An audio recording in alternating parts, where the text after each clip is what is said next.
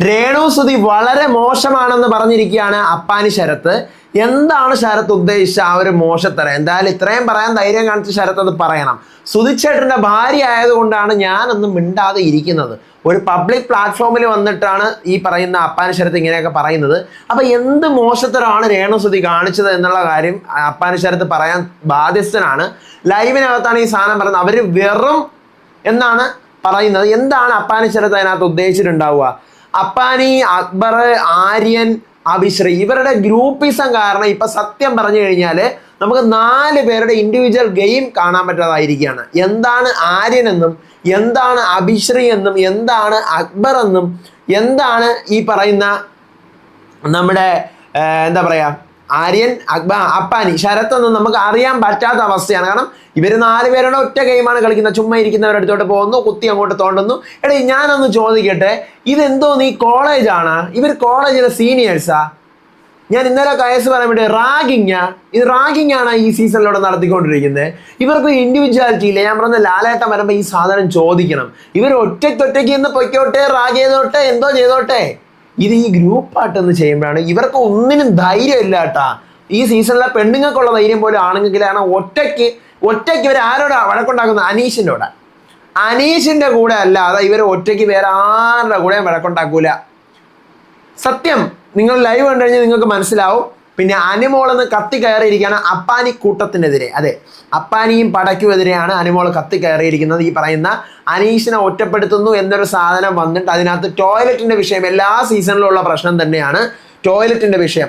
ഇതേ സമയം അക്ബറും അഭിശ്രീയും കൂടെ ഇരുന്ന് പ്ലാൻ ചെയ്യുന്നുണ്ട്, ഇന്നെങ്കിലും ആരെങ്കിലും പുറത്താക്കണം. ഷാനവാസിനെയോ, ഷൈത്തിയെയോ, ബിൻസിയെയോ, ജിസേലിനെയോ പുറത്താക്കണം. അപ്പൊ ചായ പോലും അവർക്ക് കൊടുക്കാതിരുന്നു കഴിഞ്ഞാൽ വിഷയങ്ങൾ വരും എന്നുള്ള ടോപ്പിക്കുകളൊക്കെ സംസാരിക്കുകയാണ്. എന്താണ് ലൈവിൽ നടന്നുകൊണ്ടിരിക്കുന്നത്? ഉച്ചയ്ക്ക് 12:30 മുതൽ വൈകുന്നേരം 3 മണി വരെയുള്ള ലൈവ് കാണാത്തവർക്ക് വേണ്ടിയിട്ടുള്ള ലൈവ് അപ്ഡേറ്റ്സുമായിട്ടാണ് ഞാൻ വന്നിരിക്കുന്നത്. So welcome back to Ansif moonlight media. I'm Ansif.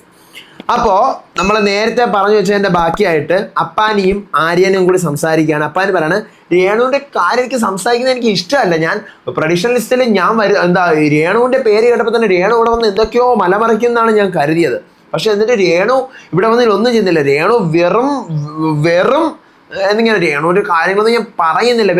എന്തിനാണ് അങ്ങനെ പറയുന്നത്? ഒരു പബ്ലിക് പ്ലാറ്റ്ഫോം ഇത് ലാലേട്ടൻ വന്ന് ക്വസ്റ്റ്യൻ ചെയ്യണം ഈ സാധനമൊക്കെ. ഞാൻ അതാ പറയുന്നത്.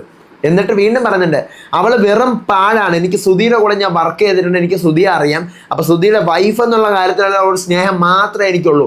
പുറത്ത് ഇത്രയും കോൺട്രവേഴ്സി ഉണ്ടാക്കുന്ന രേണു എന്തുകൊണ്ട് അകത്തൊന്നും മിണ്ടാതിരിക്കുന്നു എന്നൊക്കെ ചോദിക്കും. അതൊക്കെ കറക്റ്റ് കാര്യങ്ങളാണ്. ഇപ്പോൾ നമ്മൾ രേണു സുധി വരുമെന്ന് വിചാരിച്ചപ്പോഴേ കണ്ടതിൻ്റെ ചാകര കിട്ടുമെന്ന് നമ്മൾ കരുതി. ചെറുതായിട്ട് ഇടയ്ക്കിടയ്ക്ക് കിട്ടി പൊട്ടിക്കുന്നുണ്ട് രേണു. പക്ഷേ അപ്പാനി ശരത്ത് പറഞ്ഞാൽ ഒരു ഡയലോഗിൽ രേണു വെറും ഈ സാധനം ലാലേട്ടൻ വന്ന് ചോദിക്കുന്നത്, എന്താണ് രേണുവിനെ പറ്റി പറയാനുള്ളത്? രേണുവിൻ്റെ കേസിൽ മാത്രമല്ല വേറൊരാളുടെ കേസിലും അപ്പാനി ശരത്ത് ഈ സാധനം പറയുന്നുണ്ട്. അത് ശരിയാവില്ല. ലാലേട്ടൻ വന്നു കഴിഞ്ഞാൽ അത് ചോദിക്കണം.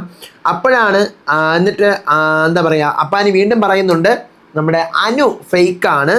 അപ്പോഴത്തേക്കും ആരും പറയണം, നീയും അനുവും കൂടി ഓപ്പോസിറ്റ് നിന്ന് കഴിഞ്ഞാൽ അത് പൊളിക്കും. കാരണം അവളെ ശത്രു ആക്കണം. ഇവരെന്തിനാടേ ഇരുന്നിങ്ങനെ ഈ ഗ്രൂപ്പ് പ്ലാന്? ഈ ഒരാൾ മറ്റൊരാൾക്ക് സീസൺ 7 ആയില്ലേ, ഒരാൾ മറ്റൊരാൾക്ക് പറഞ്ഞു കൊടുത്തിട്ട് വേണോ അയാൾക്ക് ഗെയിം അറിയാൻ? അപ്പം അപ്പാനി പറയാണ്, ഞാൻ എന്തെങ്കിലും പറഞ്ഞു കഴിഞ്ഞാൽ ഇവിടെ നിന്ന് ഞാൻ ഔട്ട് ആവേണ്ടി വരും. എൻ്റെ നാക്ക് അങ്ങനെയാണ്, ഞാൻ വല്ലതും പറഞ്ഞു പോയിക്കളയും. പിന്നെ പാവപ്പെട്ട ഒരുത്തനെ വെച്ച് കുറേ നാൾ അവൾ കളിച്ചതാണ് പുറത്ത്, അത് ഞാൻ പറയും. എനിക്ക് തോന്നുന്നു അനുവിൻ്റെ കാര്യമായിരിക്കും ഈ പറഞ്ഞത്. ഇതൊക്കെ ചോദിക്കാൻ അപ്പാനി ശരത്ത് ആരാണ്? ഞാൻ ചോദിക്കട്ടെ. ഈ പുറത്തെ പേഴ്സണൽ ലൈഫുമായിട്ട് അകത്തെ ബിഗ് ബോസ് കണക്ട് ചെയ്യുന്നതിനാണ്. രേണു സുധിക്ക് എന്തോരം കോൺട്രവേഴ്സി പുറത്തുണ്ട്. ബിഗ് ബോസിനകത്ത് വരുമ്പോൾ നമ്മൾ ബിഗ് ബോസ് ആയിട്ട് മാത്രം ചിന്തിക്കുക. ഈ പറയുന്ന അനു അങ്ങനെ ചെയ്തിട്ടുണ്ടോ ഇല്ല എന്നുള്ളത് എനിക്കറിയില്ല. ഇപ്പൊ അപ്പാനി ശരത്ത് ഇങ്ങനെ പറയുമ്പോഴാണ് ഞാൻ ഈ സംഭവം കേൾക്കുന്നത്. ഇനി അഥവാ ചെയ്തിട്ടുണ്ടെങ്കിൽ കൂടെയും അപ്പാനി ശരത്ത് ഇതിനെ ചോദ്യം ചെയ്യാൻ ആരാണെന്നാണ് ഞാൻ ചോദിക്കുന്നത്. അത് അവരുടെ ഇഷ്ടമല്ലേ? അവരെന്തോ ആയിക്കൊണ്ട് പോട്ടെ. ഇതൊരു വെറൈറ്റി പിടിച്ചൊരു സീസൺ തന്നെ കേട്ടോ. കാരണം നിലപാടുകളുണ്ട്, അത് വെറും റോങ് ആയ നിലപാടുകൾ എല്ലാവർക്കും. അതൊക്കെ ഞാൻ വിളിച്ചു വാരി പറയും. അത് വിളിച്ചു വാരി പറഞ്ഞു കഴിഞ്ഞാൽ അപ്പാനി വെളിയിലാവും. കാരണം സീസൺ 3 ഫിറോസ് ഖാന്റെ സജിനയുടെ അവസ്ഥ അറിയാമല്ലോ. എന്താ പറഞ്ഞത്? ഞാനൊരു കാര്യം പറഞ്ഞു കഴിഞ്ഞാൽ രമ്യ പണിക്കർ ഇവിടെ നിന്ന് നാറും എന്ന് പറഞ്ഞ സാധനത്തിന്റെ പേരിലാണ് പുറത്താക്കിയത്. ആ ഒരൊറ്റ കേസ് അതേമാതിരിയാണ് പുറത്ത് വെച്ച് ഒരാളെ കൂടെ പാവപ്പെട്ട ഒരുത്തനെ വെച്ച് കുറേ നാൾ അവൾ കളിച്ചതാണ്. അത് ഞാൻ വിളിച്ച് വല്ല ആവണമെങ്കിൽ ഞാൻ അതെല്ലാം വിളിച്ച് പറയുമെന്നാണ് അപ്പാനി ശരത്ത് പറഞ്ഞിരിക്കുന്നത്. ഭയങ്കര റോങ് സ്റ്റേറ്റ്മെന്റ് ആണത്. അടുത്ത് റെന, ജിസേല്, രേണു ഇവർ സംസാരിച്ചുകൊണ്ടിരിക്കുകയാണ്. ആദില നൂറയും ഉണ്ട്. പുറത്തെ സപ്പോർട്ടിനെ കുറിച്ചാണ് പറയുന്നത്. അതായത് അനീഷിന് ഇങ്ങനെ ഒരു നമ്മൾ എപ്പോഴും അനീഷിന്റെ പിന്നാലെ നടന്നു കഴിഞ്ഞാൽ അനീഷിന് സപ്പോർട്ട് കിട്ടും, അവൻ ചെയ്യുന്നതൊക്കെ തെറ്റായിരിക്കും. എന്നാലും 3-4 ദിവസം ആകുമ്പോഴത്തേക്കും പ്രേക്ഷകരും ഇവൻ എന്നാലും കഷ്ടം എല്ലാവരും എടുത്തിട്ട് കളിയാക്കുന്നല്ലോ എന്നൊരു സാധനം വരും. അപ്പോൾ അതുകൊണ്ട് നമ്മളത് കൊടുക്കരുത്. എല്ലാ കാര്യത്തിനും തെറ്റ് ചെയ്താൽ പോലും ബ്ലെയിം ചെയ്യാൻ പോകരുത് എന്നെല്ലാം പറഞ്ഞുകൊണ്ടിരിക്കുന്നു. ഷാരിക ഇതേ സമയം ബാത്റൂമിൽ പോയിട്ട് വരണം. ബാത്റൂമിന്റെ ഇരിക്കുന്നിടത്ത് ആരാണ് സീറ്റ് കവർ എല്ലാം യൂസ് ചെയ്തിട്ട് ടിഷ്യൂ വെച്ച് ഞെരിച്ച് വെച്ചിരിക്കുന്നത്? നിങ്ങൾ ഉത്തരം പറ. ബാത്റൂം ടീമാണ് ഉത്തരം പറയേണ്ടതെന്ന് പറയുന്നത്. ബാത്റൂം ടീം ആരാ? ആര്യനും അപ്പാനി ശരത്തും അഭിശ്രീയും റെനയും പിന്നെ അക്ബറും ഇവരടുത്താണ് ചോദ്യം ചോദിക്കുന്നത്. അപ്പോൾ ബിന്നി അങ്ങോട്ട് പെട്ടെന്ന് വരുന്നു. ഇനി സീറ്റ് കവർ എല്ലാം യൂസ് ചെയ്തിട്ട് എല്ലാവരും മാറ്റി വെക്കണം. പിന്നെ ഈ പറയുന്ന പോലെ ആണുങ്ങൾ നിന്നാണ് വന്ന് മൂത്രം ഒഴിക്കുന്നത്. അപ്പം നിങ്ങൾ എന്ത് ചെയ്യണം? ആ നിന്ന് നിങ്ങൾ മൂത്രം ഒഴിക്കുമ്പോൾ മൂത്രത്തിൻ്റെ തുള്ളിയൊക്കെ വീഴുന്ന ദയവ് കരുതി നിങ്ങൾ ഫ്ലഷ് അടിച്ചിട്ട് വാഷ് ചെയ്തിട്ട് പോകണം. എടാ ഈ വിഷയങ്ങളൊക്കെ സത്യം പറഞ്ഞു കഴിഞ്ഞാൽ ആണുങ്ങൾക്ക് ഒരു ടോയ്ലറ്റും പെണ്ണുങ്ങൾക്ക് ഒരു ടോയ്ലറ്റും കൊടുത്തു കഴിഞ്ഞാൽ തീരാന്നുള്ള പ്രശ്നങ്ങളേ ഉള്ളൂ. പെണ്ണുങ്ങൾക്ക് ഒത്തിരി പേഴ്സണൽ ആയിട്ടുള്ള ആവശ്യങ്ങളുണ്ട്. അപ്പം നിങ്ങൾ ഈ ടോയ്ലറ്റ് എടുത്തു, നമ്മൾ ഈ ടോയ്ലറ്റ് എടുക്കുക. ഒരു ക്യാപ്റ്റൻ ആയി കഴിഞ്ഞാൽ അങ്ങനെ കുറച്ച് സാധനങ്ങളൊക്കെ പുതുതായിട്ട് കൊണ്ടുവരിക ക്യാപ്റ്റൻ ആവുന്ന ആളൊക്കെ. അത് വളരെ പ്രശ്നം കുറയ്ക്കാനായിട്ട് സഹായിക്കും. കാരണം വെറും ബാത്റൂമിന്റെ കേസിൽ നമ്മളെ ഗെയിമിനേക്കാൾ ഉപരിയായിട്ട് ഇപ്പം ആണുങ്ങളുടെ കേസ് പറയുമ്പോൾ സ്ത്രീകൾക്ക് കുറച്ചുകൂടെ വൃത്തിയും കാര്യങ്ങളൊക്കെ തന്നെ ഈ പറയുന്ന കേസിൽ വേണം. അപ്പം അതുകൊണ്ട് ഈ ആണുങ്ങൾ പോയി ഇങ്ങനെ നിന്ന് മൂത്രം ഒഴിക്കുന്നത് ഭയങ്കര വിഷയമാണ്. അത് സീരിയസ് ആയ ഒരു കാര്യമാണ്. അപ്പം ഇങ്ങനെയൊക്കെ ചെയ്ത് കഴിഞ്ഞാൽ അത് കുറെ കൂടി ആ ഒരു സംഭവം മാറും. അപ്പം ഈ കേസും പറഞ്ഞുകൊണ്ട് ഇത് ബാത്റൂം ടീമിനെതിരെയാണല്ലോ ഈ ആരോപണം വന്നിരിക്കുന്നത്. അപ്പം അപ്പാനി മുടി എങ്ങനെയാണ് അവിടെ വന്നത്? ഇവിടെ വന്നിരിക്കുന്നത് ഏറ്റവും കൂടുതൽ മുടിയാണ്. മുടി എന്തിനാണ്? ഇവിടെ തലേന്ന് മുടി ഒഴിയത്തില്ലേ കുളിക്കുമ്പോൾ? അപ്പം അത് കോമൺ ആയിട്ട് വരുന്ന സാധനമാണ് എന്ന് പെണ്ണുങ്ങൾ എല്ലാവരും കൂടെ പറയുന്നു. അപ്പൊ അനീഷ് അതെന്തിന് കിച്ചൺ ഡസ്റ്റ്ബിന്നിൽ കൊണ്ട് നിങ്ങൾ ഇട്ടു? കോമൺ ആയിട്ട് വരുന്ന സാധനമാണ്. നിങ്ങൾ എന്തിനാണ് ടീം അതിനെ എടുത്തോണ്ട് ബാത്റൂം ടീം എന്തിനാ അതിനെ കിച്ചൺ ഡസ്റ്റ്ബിന്നിൽ കൊണ്ടിട്ടു? ഇട്ടതാര്? ആരോട് ചോദിച്ചിട്ടിട്ടു? എന്നോട് ചോദിച്ചു. അപ്പൊ അപ്പാനി നീ ആര്? നിന്റെ അടുത്ത് ചോദിക്കുക നീ ആരടാ? അപ്പാനിയും അനീഷും കൂടെ ഇതിന്റെ പേര്. നീ ആര്?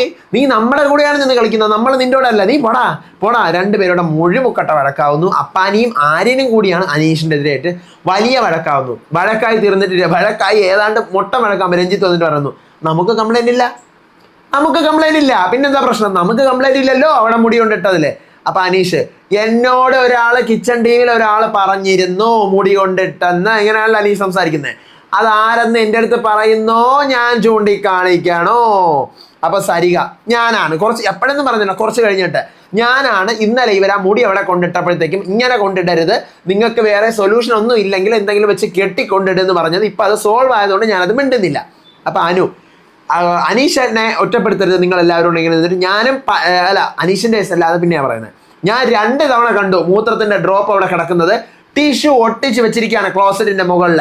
അങ്ങനെ ഒട്ടിച്ച് വെച്ചത് ആരാണ്? അപ്പൊ ആരും പറയണം ഞാൻ സീറ്റ് കവർ യൂസ് ചെയ്യാറുണ്ട്, പക്ഷേ ഈ പറഞ്ഞ പോലെ ഒട്ടിച്ച് വെച്ചത് ഞാനല്ല, പോണിയില് ഞാനാണ് ഒട്ടിച്ച് വെച്ചത്. ഇനി ബോയ്സ് പൊക്കി വെച്ച് എന്തായാലും യൂറിനേറ്റ് ചെയ്താൽ മതി, അപ്പൊ വേറെ കുഴപ്പമൊന്നും ഉണ്ടാവൂല. അപ്പൊ അനീഷ് ഈ വീട്ടിൽ എന്ത് നടന്നാലും അത് എല്ലാവരും അറിഞ്ഞിരിക്കണം, ക്യാപ്റ്റനോട് പറഞ്ഞിരിക്കണം എന്ന് പറഞ്ഞുകൊണ്ട് അവിടെ സംസാരിക്കുകയാണ്. അപ്പോഴത്തേക്കും ആര്യൻ, അപ്പാനി, അനു, അക്ബർ ഇവർ 4 പേരുടെ വിഷയം വരുന്നു. ഇവർ ഈ അനീഷ് കിടന്ന് സംസാരിക്കുമ്പോൾ അനീഷിന്റെ മണ്ടയ്ക്കായി അനീഷ് മെയിൻ സാധനമാണ് പറയുന്നത്. അപ്പൊ അനീഷിനെ ഒറ്റപ്പെടുത്തുമ്പോഴത്തേക്കും അനു വന്ന് അതിനെ ക്വസ്റ്റ്യൻ ചെയ്യുന്നു. എന്തിനാണ് അനീഷ് എന്നെ ഒറ്റപ്പെടുത്തുന്നത്? നമ്മളൊരു കുടുംബമായിട്ട് കഴിയാനുള്ളതല്ലേ? ഈ നല്ലൊരു കാര്യം പറഞ്ഞതിന് അല്ലെങ്കിൽ ഇങ്ങനെ ഒരു ടോപ്പിക്ക് വന്നതിനാണ് അയാളെ നിങ്ങൾ ഒറ്റപ്പെടുത്തുന്നത്. അപ്പോഴത്തേക്കും കൂട്ടത്തിലുള്ള ഒരാൾ ഒഴിവാക്കൽ എന്ന് പറയുമ്പോൾ അക്ബർ നീ കൂടുതൽ ഷോ ഇറക്കരുത് ഇവിടെ കിടന്ന്. ഞാൻ ഷോ ഇറക്കിയത് ഷോ അല്ല, നിങ്ങളാണ് ചേട്ടാ ഓവർ ഷോ പട്ടി ഷോ ഇവിടെ കിടന്ന് കാണിക്കുന്നത് എന്ന് പറഞ്ഞുകൊണ്ട് അനുമോളും അപ്പാനിക്കൂട്ടുമായിട്ടുള്ള ഒരു വഴക്കാണ് കാണിക്കുന്നത്. പക്ഷെ അതിനകത്ത് അനുമോൾ പറയുന്ന സാധനം വാല്യുബിൾ ആയിട്ട് യുവമാർക്കൊന്നും പറയാൻ കിട്ടുന്നുമില്ല. മാത്രമല്ല യുവമാർ എന്തെങ്കിലും പറഞ്ഞു കഴിഞ്ഞാൽ ഇവിടെ വരുന്നത് കരയും. അതുകൊണ്ട് യുവമാരും ഉണ്ടാകുന്ന അടങ്ങിയിരിക്കുകയാണ്. അനു അവിടെ നല്ല കത്തിക്കേറി സ്റ്റേറ്റ്മെന്റ് വ്യക്തമാക്കിയിട്ട് പോകുന്നുണ്ട്. പിന്നെ നേരെ ഫുഡൊക്കെ കഴിക്കാൻ പോകുമ്പോഴത്തേക്കും അവിടെ ഇരുന്നുള്ള നമ്മുടെ എന്താ പറയുക രഞ്ജിത്ത് മുൻഷി ആയിട്ടുള്ള ഞാൻ എവിടെ പോയി കഴിഞ്ഞാലും ഞാൻ യൂസ് ചെയ്യുന്ന ബാത്റൂം ഞാൻ ക്ലീൻ ആക്കും എന്നുള്ള കുറെ ബേസിക് ഹൈജീൻ പറയുന്നു. ഇത് എപ്പിസോഡിൽ ഈ സാധനം ടെലികാസ്റ്റ് ചെയ്ത് കഴിഞ്ഞാൽ അനുവിന് ലക്ഷക്കണക്കിന് വോട്ട് കയറും. ഈ സാധനം അങ്ങനത്തെ ഒരു സാധനമാണ് അനുമോൾ അതിനകത്ത് പറയുന്നത്. ഞാനിപ്പോൾ യൂസ് ചെയ്യുന്ന ബാത്റൂം കിച്ചൺ ടീമോ ബാത്റൂം ടീമോ അങ്ങനെയല്ല. ഞാൻ പോയി യൂസ് ചെയ്യുമ്പോൾ അവിടെ എന്തെങ്കിലും പ്രശ്നം ഉണ്ടെങ്കിൽ ഞാൻ ഇറങ്ങും. അതൊരു ബേസിക് മര്യാദയാണ്.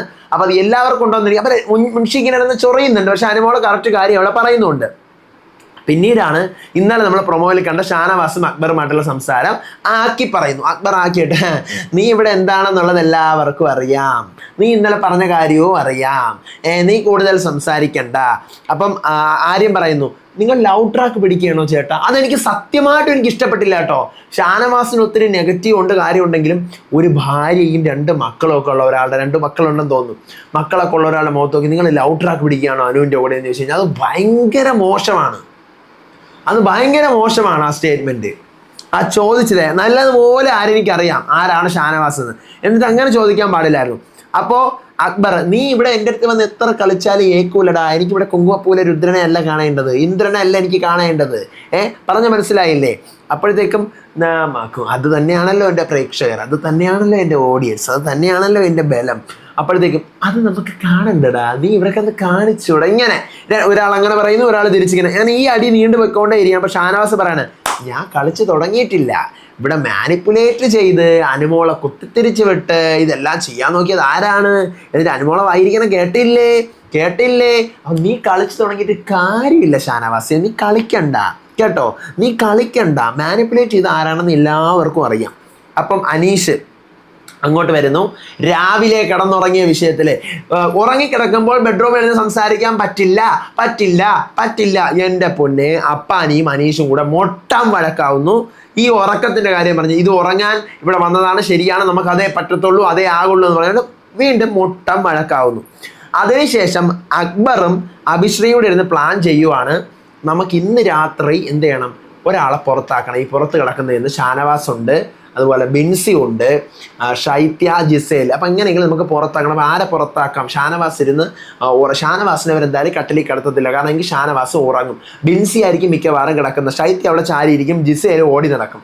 ജിസേലിനെ നമുക്കൊന്ന് തളയ്ക്കണമെങ്കിൽ എന്ത് ചെയ്യണം? അപ്പോൾ അക്ബർ പറയുന്നത്, ജിസേലിനെ തളയ്ക്കണമെങ്കിൽ നമുക്ക് ഇതൊരു കഷ്ടമാണ്, എന്നാലും ഒരു നേരത്തെ ചായ കൊടുക്കാതിരുന്ന് കഴിഞ്ഞാൽ ജിസേൽ പൊട്ടും, നമുക്ക് അങ്ങനെ ട്രൈ ചെയ്താലോ. പിന്നെ സരികേച്ചി ഇതിനിടയിൽ ഇവർ ഗ്യാങ് ആണല്ലോ, അപ്പോൾ ആക്റ്റീവ് ആകാത്ത ആൾക്കാരെ ആക്റ്റീവാക്കി എടുക്കണമല്ലോ. അപ്പോൾ അതുകൊണ്ട് നമുക്ക് ഇവരെയൊക്കെ ഒന്ന് ആക്റ്റീവാക്കി എടുക്കണം. അപ്പം ആക്റ്റീവാക്കി ഇവരൊന്ന് പൊളിക്കണം, സരികയൊക്കെ നമുക്കൊന്ന് പൊളിക്കണം എന്ന് പറഞ്ഞുകൊണ്ട് അവർ നിൽക്കുവാണ്. നമുക്ക് നോക്കാം ലൈവിൽ ഇപ്പം നടന്നുകൊണ്ടിരിക്കുന്ന ബാക്കി കാര്യങ്ങളുടെ അപ്ഡേറ്റുകളായിട്ട് ഞാൻ വരാം. അപ്പം ലൈവ് കാണാത്തവർ മറക്കാതെ നമ്മുടെ ചാനൽ സബ്സ്ക്രൈബ് ചെയ്താൽ മാത്രമേ നിങ്ങൾക്ക് ഇതുപോലത്തെ അപ്ഡേറ്റ്സ് കിട്ടത്തുള്ളൂ. അപ്പോൾ അടുത്ത വീഡിയോ ആയിട്ട് വരാം, വിശേഷമായിട്ട് വരാം. അതുവരേക്കും ബൈ.